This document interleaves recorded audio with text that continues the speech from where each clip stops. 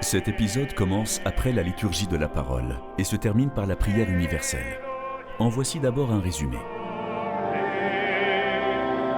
Après la proclamation de la parole, où Dieu enseigne son peuple, celui-ci va maintenant répondre en deux temps.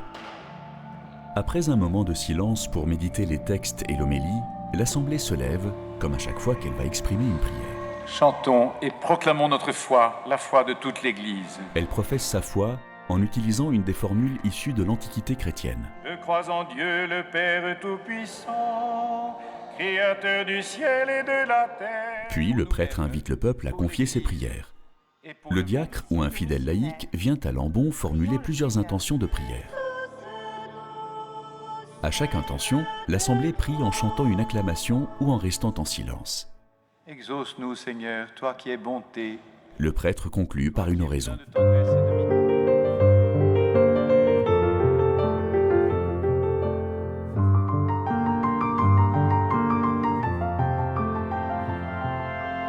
Credo in unum Deum.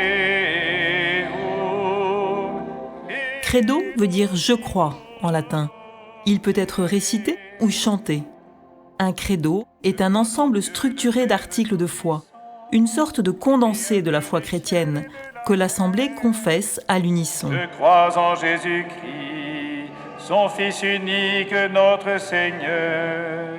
Les formules, très anciennes, ont été prononcées par les croyants de toutes les époques, par les saints et les martyrs, et sont exprimées de la même manière partout dans le monde.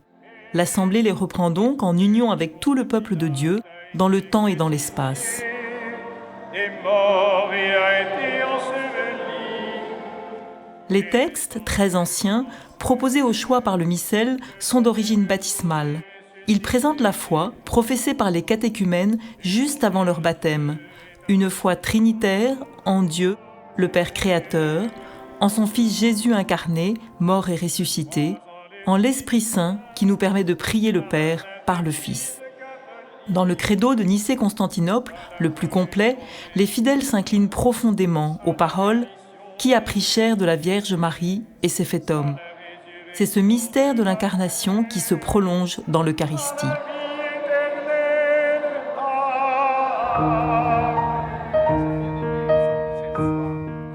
Présentons-nous devant le Seigneur avec confiance. Après avoir professé sa foi, le peuple répond en présentant avec confiance sa prière au Père par l'Esprit de son Fils pour le salut de tous. Le pape François va se rendre samedi prochain en Terre Sainte pour que son voyage entraîne une réconciliation entre toutes les communautés.